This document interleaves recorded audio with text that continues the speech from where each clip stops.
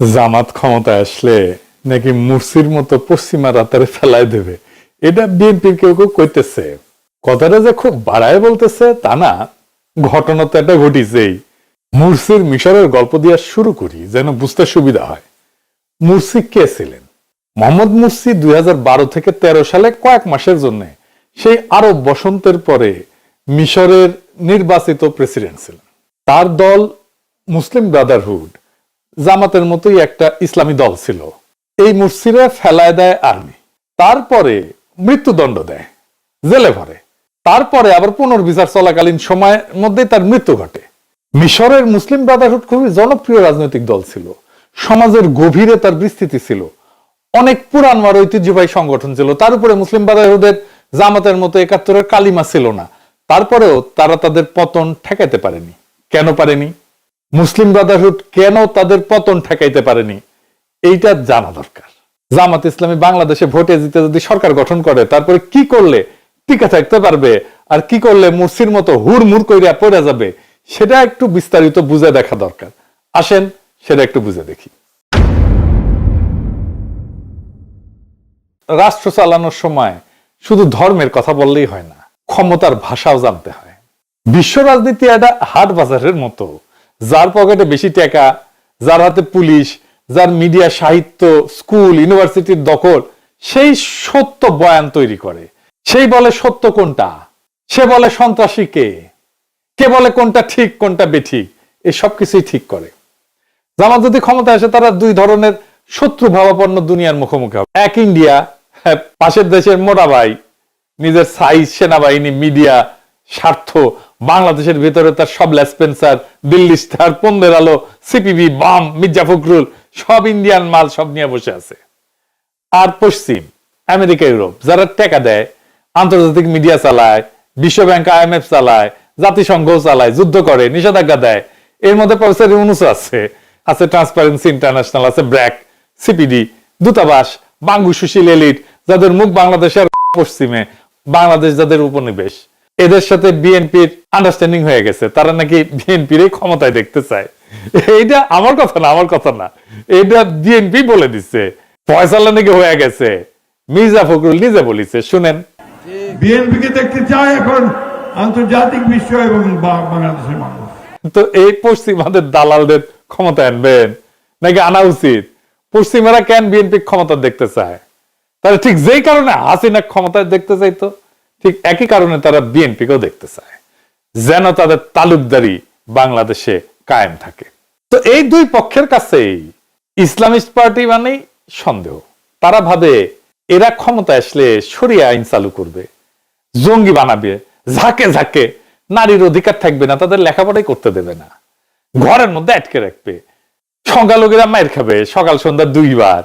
তাই জামাতের প্রথম কাজ হইতেছে এমন পরিস্থিতি তৈরি করা, বলবে আমরা সন্ত্রাসী না, সন্ত্রাস আমাদের পথ না, আমরা গণতান্ত্রিক, আমরা আধুনিক, আমরা স্মার্ট, আমরা শান্তিপূর্ণ দুনিয়ার নন মেনে চলা গণতান্ত্রিক ইসলামী সরকার। এটা প্রমাণ করা। কিভাবে করবে? প্রথম কৌশল হইতে হবে একটা ফ্রন্টের মাধ্যমে ক্ষমতায় যাওয়া। একা একা ক্ষমতায় যাওয়ার সক্ষমতা থাকলেও না যাওয়া ক্ষমতায়।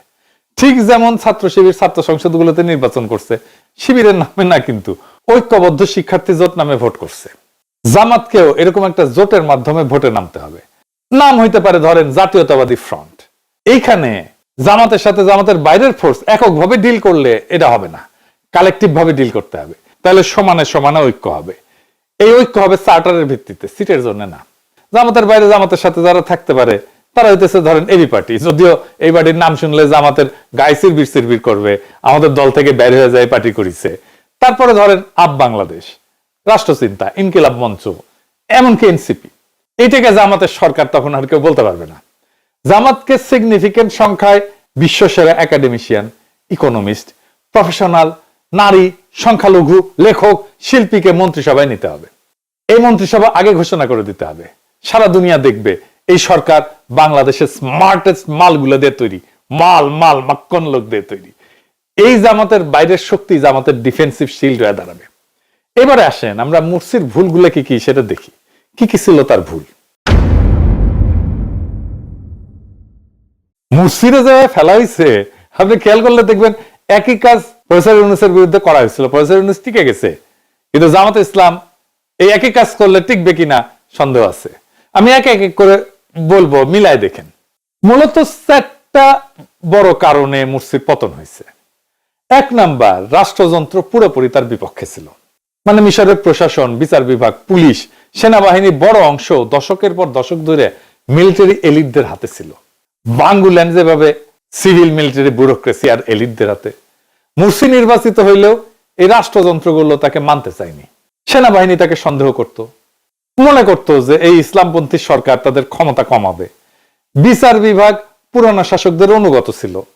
আদালত মুর্সির অনেক সিদ্ধান্ত বাতিল করে দেয়।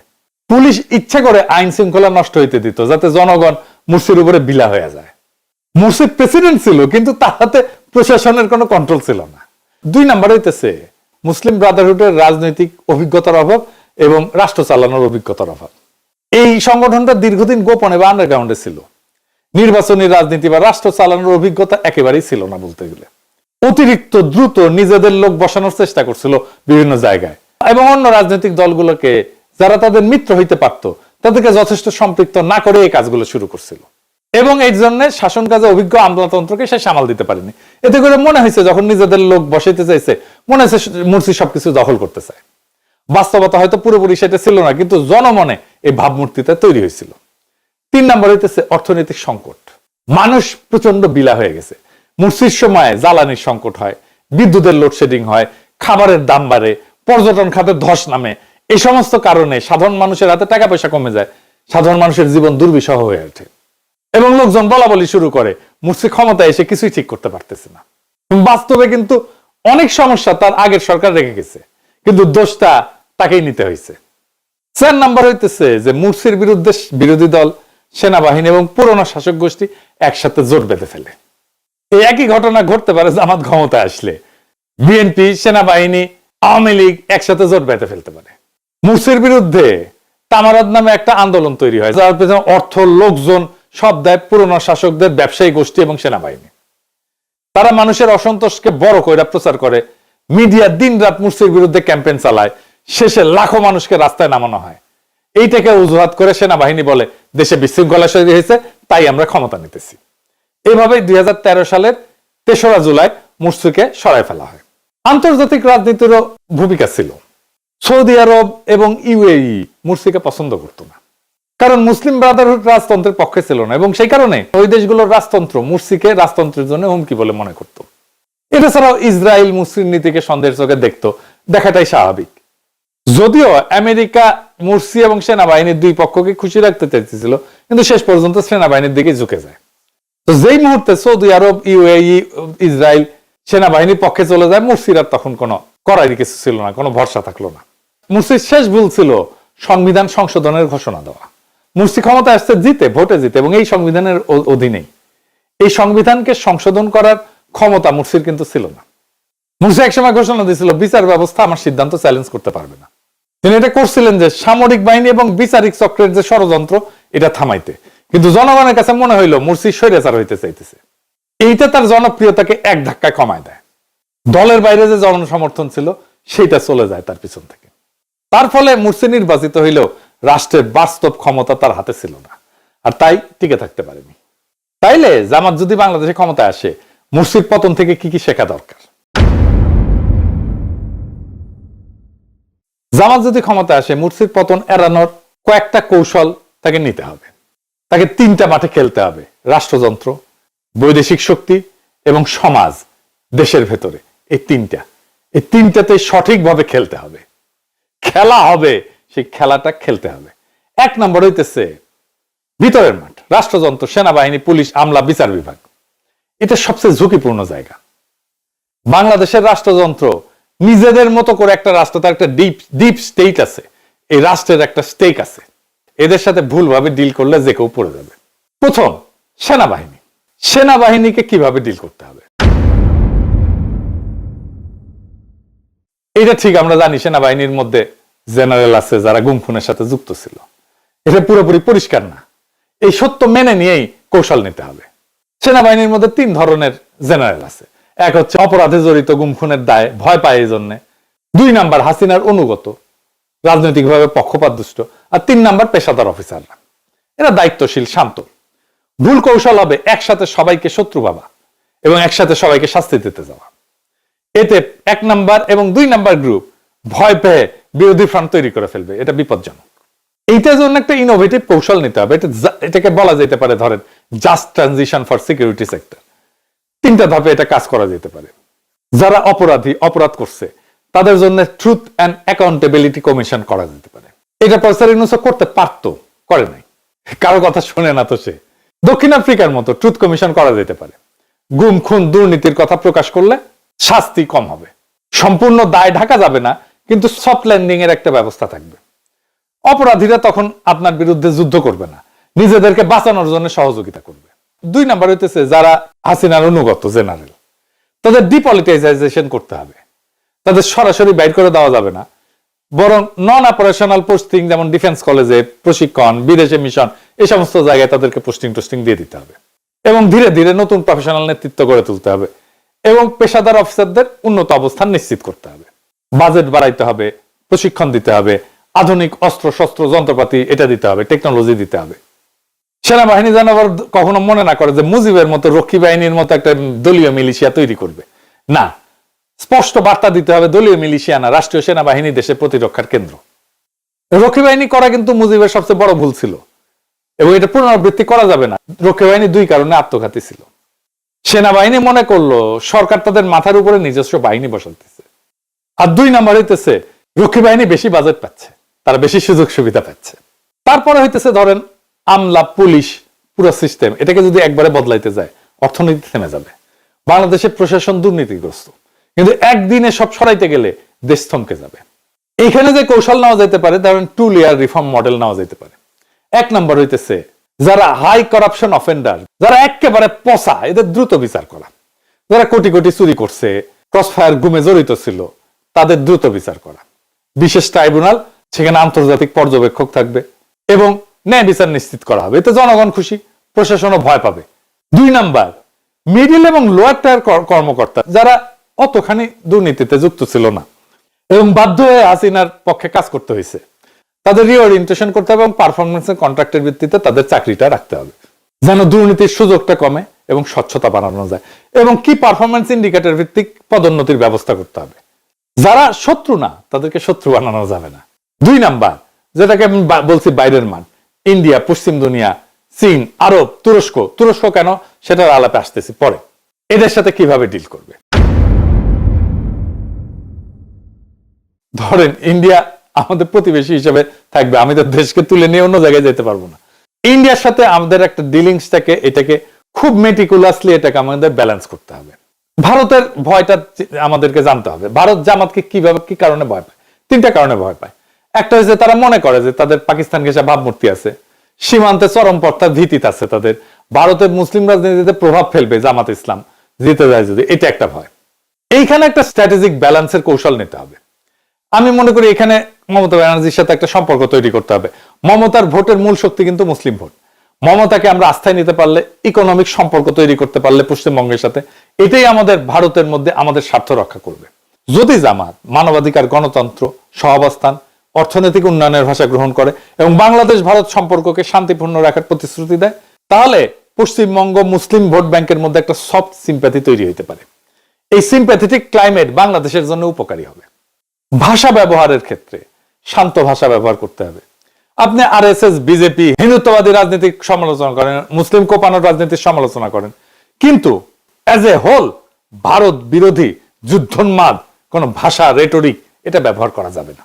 আপনি কঠিন দাবি তোলেন কূটনীতিতে, যেমন পানি নিয়ে দাবি তোলেন, পানির হিস্সা নিয়ে দাবি তোলেন, সীমান্ত হত্যা নিয়ে দাবি তোলেন, বাণিজ্যের ভারসাম্য নিয়ে দাবি তোলেন এবং এইটাকে ইনস্টিটিউশনাল ডিপ্লোমেসি দিয়ে আপনি ডিল করেন।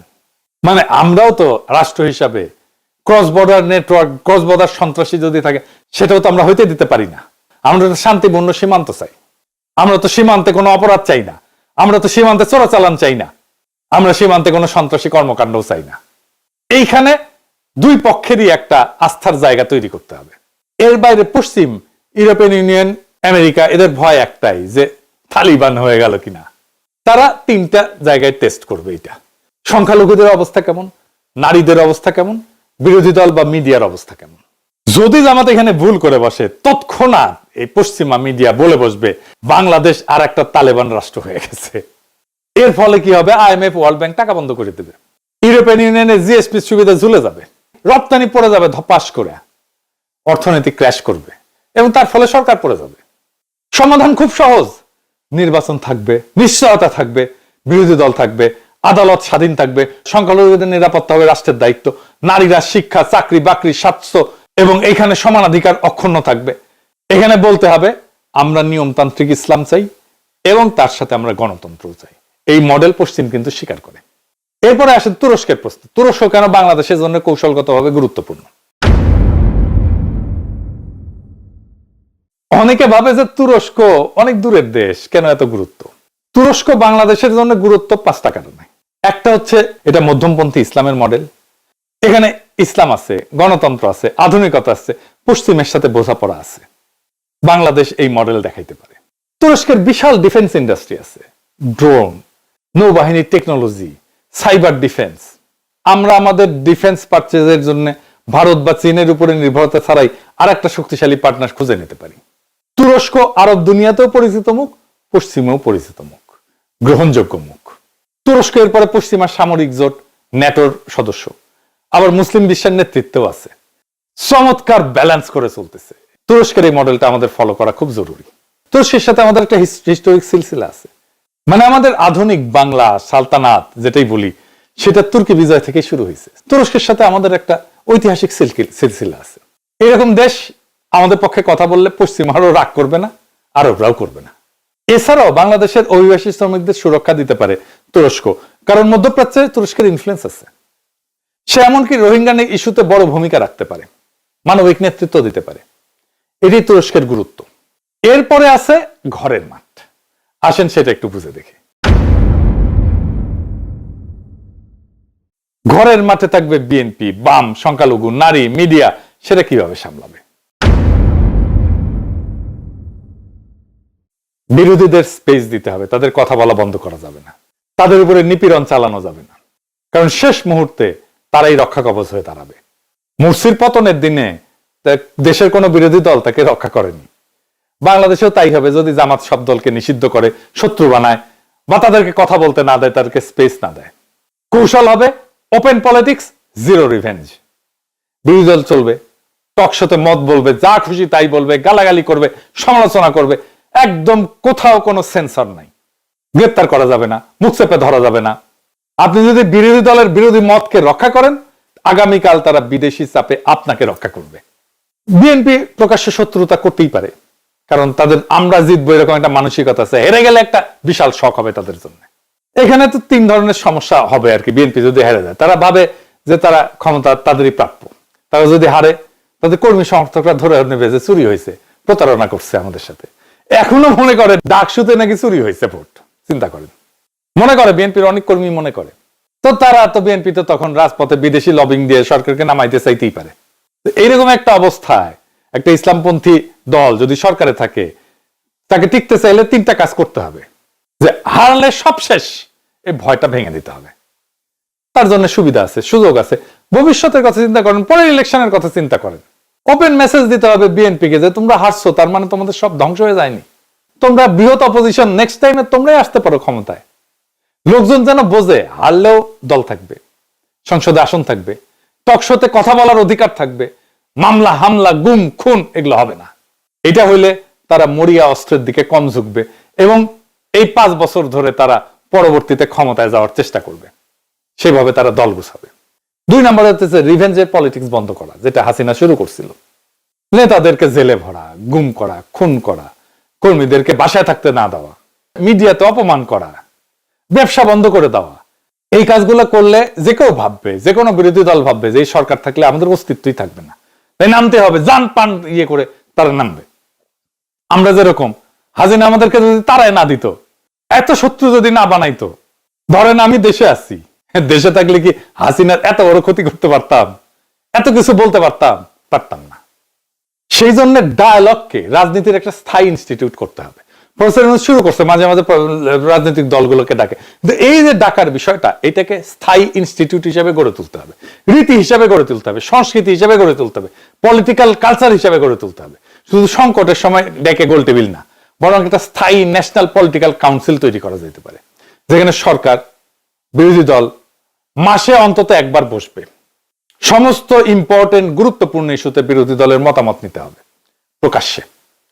এমনকি তাদের যদি সংসদে সিট না থাকে, আসন না থাকে, তাদেরও মতামত নিতে হবে।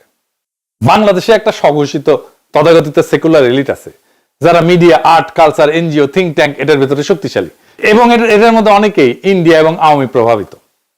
এইখানে তারা শত্রুতা করার চেষ্টা করবে।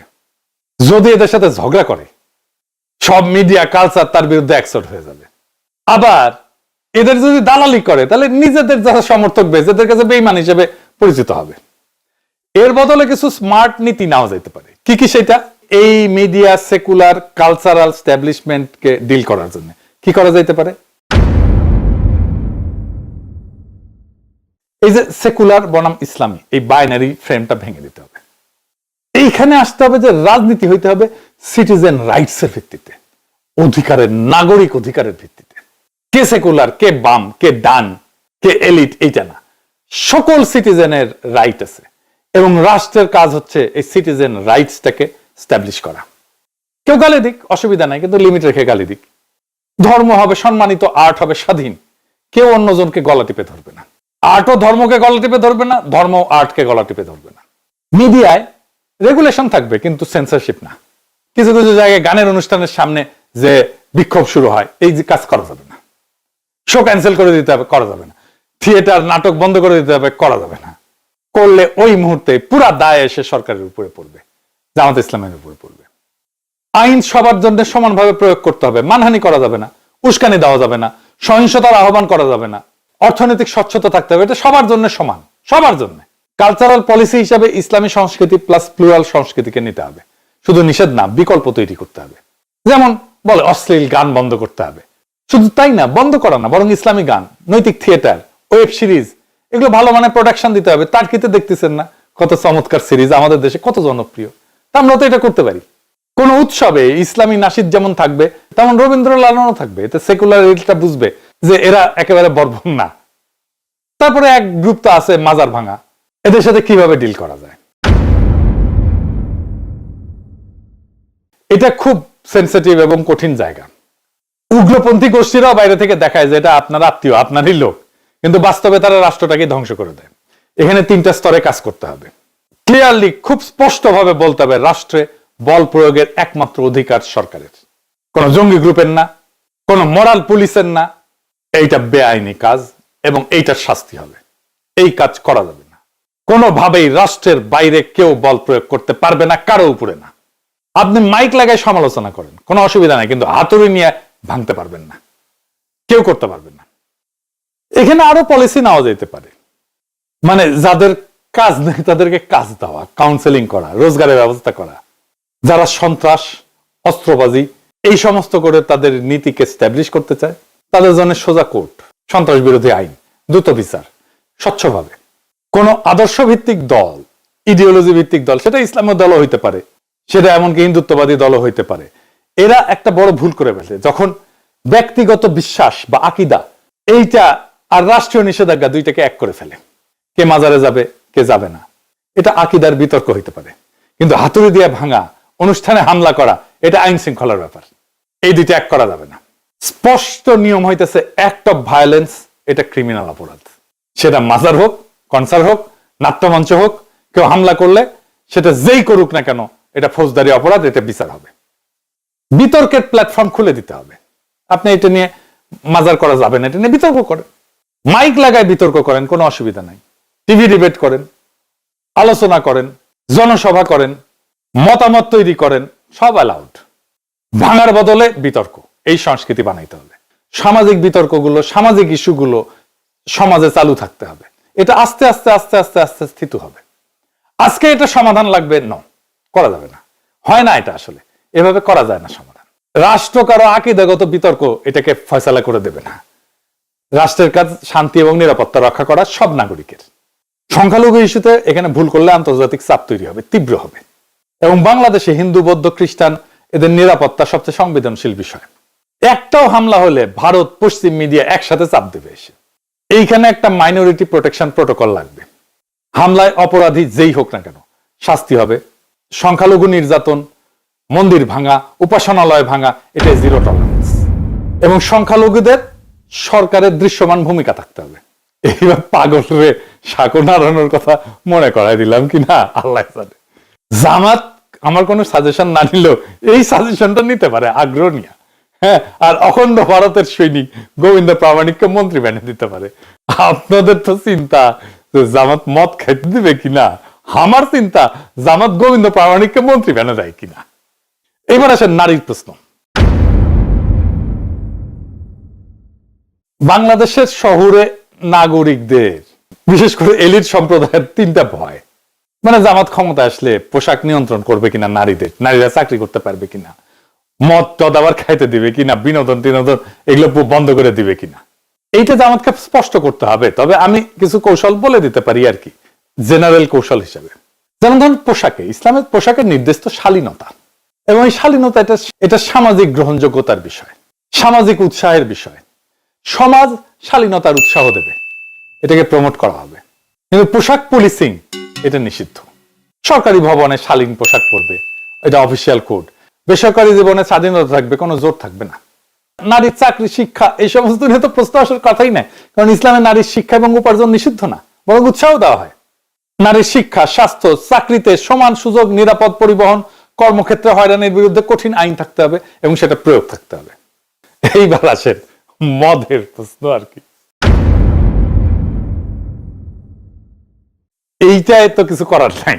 হ্যাঁ, কিন্তু বাংলাদেশে অমুসলিম আছে, পর্যটক আছে, তারা আসে। সো মুসলিমদের জন্য এটা তো নিষিদ্ধ করা ছাড়া কোনো উপায় নাই, তাই না? মানে আমার মজাই লাগতেছে, অমুসলিমদের জন্য লাইসেন্স টাইসেন্স দিতে হবে। তো আমার তাহলে কোনো সমস্যা নাই, আমি আসিছি যেন অনেকের জ্বলে যেতেছে আর কি। আমার ক্ষুদ্র রাতার ভগিনীটা কই, দাদার কি মজা, এখন থেকে পাল খেয়ে টাল হয়ে থাকতি, শুধু কি টাল, গান ধরবো, গান গান টালে গান ধরবো। ওই যে নিশান লাটিম জিন ধরিছে, চোখের তারায় রং জমিছে, এখন কোনো দুঃখ নেই, নেই কোনো ভাবনা, ইনকা করে দিন যদি যায় যাক না, কি হিংসা হয়। দুবাই মালয়েশিয়ায় পাওয়া যায় না মদ, পাওয়া যায়, এটা একটা মডেল আছে, সেই মডেলটা ফলো করতে হবে। এটা ইসলামের সাথে সাংঘর্ষিক না, আর আন্তর্জাতিক মিডিয়াতেও এটা নিয়ে কোনো সমালোচনা থাকবে না। এটার তো এক্সাম্পল আছে কিভাবে এটাকে কন্ট্রোল করা যায়। এখন সবচেয়ে কঠিন প্রশ্ন, আমি এই প্রশ্নটা আনছিলাম, সেটা হইতেছে যে বাংলাদেশের ইকোনমিটা, এটা তো একটা করাপ্ট ইকোনমি, এখানে চেয়ার টেবিলে ঘুষ খায়। তো এই করাপ্ট ইকোনমিটাকে যদি আমার ঠিক করতে হয়, তাহলে কি দুর্নীতির বিরুদ্ধে প্রথম দিন থেকে আপনি জেহাদ শুরু করবেন? তাহলে অর্থনীতি, ইকোনমি কোলাপস করে যাবে। বাংলাদেশের অর্থনীতিতে করাপশন ডিপেন্ডেন্ট ইকোনমি, এটা মানি বা না মানি, এটা সত্য। হঠাৎ সবকিছু বন্ধ করলে ব্যাংক থেকে যাবে, আমদানি হবে না, গার্মেন্টস বন্ধ হবে, বাজারে জিনিসপত্রের দাম লাফায় লাফায় বাড়বে। এখানেও আমি যেটাকে বলি soft landing, anti corruption strategy, এটা নিতে হবে। এটা কি? এটা কয়েকটা ফেজে করতে হবে। প্রথম ফেজে, ফেজ 1, যেগুলো বড় দুর্নীতি, ব্যাংক লুট করছে, সিন্ডিকেট করছে, এদের বিরুদ্ধে কঠোর ব্যবস্থা, এতে জনগণ খুশি হয় আর সৎ ব্যবসায়ীরা আস্থা পায়। 2 number phase, market reform, syndicate ভাঙা, আমদানি রপ্তানি স্বচ্ছ করা, ব্যাংক যে কমিশন নেয় সেটা নিয়ন্ত্রণ করা। 3 number phase, structural reform, tax system সহজ করা, ডিজিটাল লেনদেন বাড়ানো, সরকারি কেনাকাটায় স্বচ্ছতা আনা, হঠাৎ ধাক্কা দিয়ে না, ধীরে ধীরে দীর্ঘমেয়াদী কৌশল নিয়ে এই দুর্নীতিটা কমাইতে হবে। এটা ছাড়া ধরেন বিদেশি গোয়েন্দা সংস্থা, স্পেসিফিক্যালি এদের তো একটা ইন্টেলিজেন্স একটা কাজ করে, বাংলাদেশের মধ্যে অন্তর্ঘাত করে, আমরা বুঝতে পারি। এটা কিভাবে সামলানো যায়, এরা কাজ করে কিভাবে। এরকম মিডিয়াতে আছে কিছু ব্যক্তি এবং প্রতিষ্ঠান, যেমন ধরেন এনাস আলমগীর, এনাস মানে বুঝেন তো, তারপরে আব্দুল তুষার, এই ধরনের লোকজনদেরকে দিয়ে, তারপরে পন্দের আলো, ডেইলি স্টার, এগুলো তো আছেই। এনজিওতে যেমন ধরেন ব্র্যাক আছে, সিবিডি আছে, ট্রান্সপারেন্সি ইন্টারন্যাশনাল আছে, এদের সাথে এদেরকে কিছু ফান্ড টান দেয়। রাজনৈতিক ফ্যাকশন, যেমন ধরেন এই যে শেখ রুমিনুর রহমান, ফজা পাগলা, এই সমস্ত ইন্ডিয়ান মাল এদেরকে দিয়ে কাজ করে। আমরা কিন্তু বুঝি এরা কেমনে কাজ করে। সামরিক এবং প্রশাসনের কিছু কিছু জায়গায় এদের লোক আছে, তো ওয়াকারি তো তাদের লোক। তো এইভাবে তারা মাইক্রো ছোট ছোট ছোট ছোট ইনফ্লুয়েন্স তৈরি করে, মাইক্রো ইনফ্লুয়েন্স। এইটাকে সামলানোর জন্য পেশাদার কাউন্টার ইন্টেলিজেন্স তৈরি করতে হবে, এবং আমাদের গোয়েন্দা সংস্থাগুলোর মধ্যে ফরেন ইন্টেলিজেন্স ডেস্ক লাগবে, যারা এগুলো মনিটর করবে। কাদের সাথে বিদেশি যোগাযোগ আছে, কারা বিদেশি রাষ্ট্রের স্বার্থ রক্ষা করে খুঁজে বের করতে হবে, এবং তাদের কাজগুলো মনিটর করতে হবে। বিদেশি ফান্ড দেখবে, মিডিয়া ইনফ্লুয়েন্স দেখবে, এটার অপারেশন দেখবে, রাজনৈতিক পার্টি কানেকশন গুলো দেখবে, বের করবে। এবং আমাদের রাষ্ট্রযন্ত্রের ভেতরে যে কাঠামোগত দুর্বলতা আছে এটা কমাইতে হবে। বিদেশি প্রভাব, বিদেশি ইন্টেলিজেন্স এটা ঢোকে সাধারণত যেখানে লোকজন অর্থের দুর্নীতিগ্রস্ত, আদর্শে ফাঁকা, রাষ্ট্রের উপরে বিশ্বাস নাই।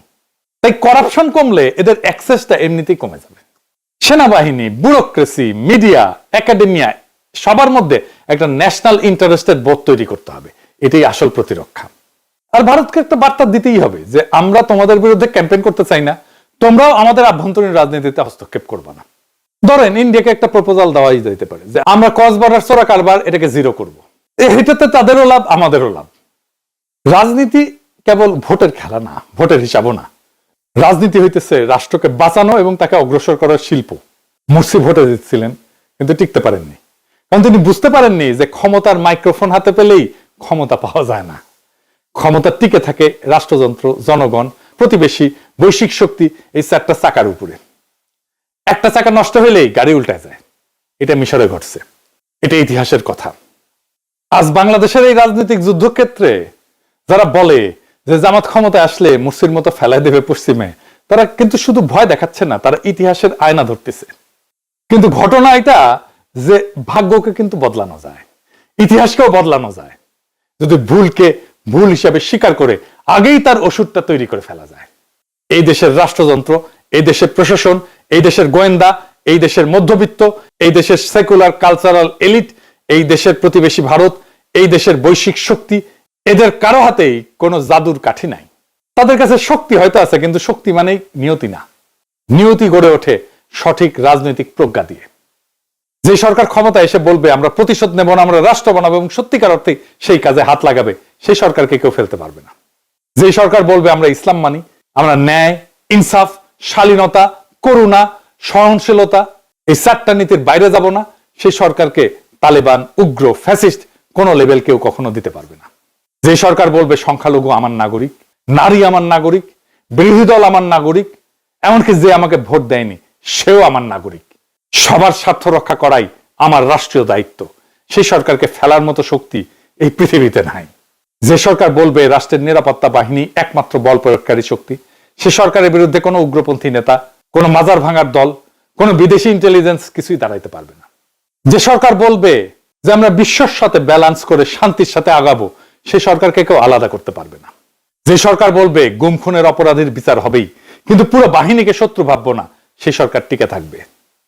যে সরকার বলবে দুর্নীতি আমরা বন্ধ করব কিন্তু অর্থনীতি বন্ধ করে না, সফট ল্যান্ডিং দিয়ে আমরা এটাকে সামলাবো, সে সরকার জনগণের সাথে থাকবে। যে সরকার বলবে মরাল পুলিশিং না, নারীর শিক্ষা, চাকরি, নিরাপত্তা অক্ষুণ্ণ থাকবে, রাষ্ট্র হবে ইনসাফ, ন্যায়, সংযম, শালীনতা এবং স্বাধীনতার মিশ্রণ, সেই সরকারকে পশ্চিমারাও ফেলতে পারবে না। আর ইন্ডিয়া তো দূর কি বাত। মুর্সির পরিণতি অনিবার্য ছিল না, কিন্তু তার ভুল তাকে দুর্বল করছে। দুর্বল সরকারকে সবাই ফেলে দিতে চায়, কিন্তু স্মার্ট সরকার, বুদ্ধিমান সরকার, ইনসাফ এবং ন্যায়কে কায়েম করার সরকার, এমন সরকারকে ফেলা যায় না। বাংলাদেশের আগামীর পথ খুব স্পষ্ট। বাংলাদেশ কোনো উগ্রবাদী পথ নেবে না, বাংলাদেশ কোনো প্রতিশোধের পথ নেবে না, বাংলাদেশ কোনো অধর্মের পথ নেবে না। এই দেশ নেবে ইনসাফের রাজনীতি, সংযমের রাষ্ট্র, সাম্যের সমাজ এবং মর্যাদার কূটনীতি। যেই দল এই পথ নেবে সেই দল টিকে থাকবে, তাকে ফেলানোর ক্ষমতা কারো নাই। যেই দল এই পথ নেবে না সেই দল পড়বে, ইতিহাসের আস্থা করেই পড়বে। ইতিহাস আমাদের সামনে দরজা খুলে দিছে। এখন দরকার সঠিক সিদ্ধান্ত, দরকার প্রজ্ঞা, দরকার সহনশীলতা, দরকার আত্মবিশ্বাস। আর একটা বাক্য মনে রাখা দরকার, ক্ষমতায় যাওয়াই বড় কথা না, ক্ষমতায় টিকে থাকাটাই বড় কথা। এটাই ইতিহাসের প্রকৃত পরীক্ষা, এবং আমরা বাংলাদেশের জনগণ এই পরীক্ষায় এবার ভুল করব না, ইনকিলাব জিন্দাবাদ।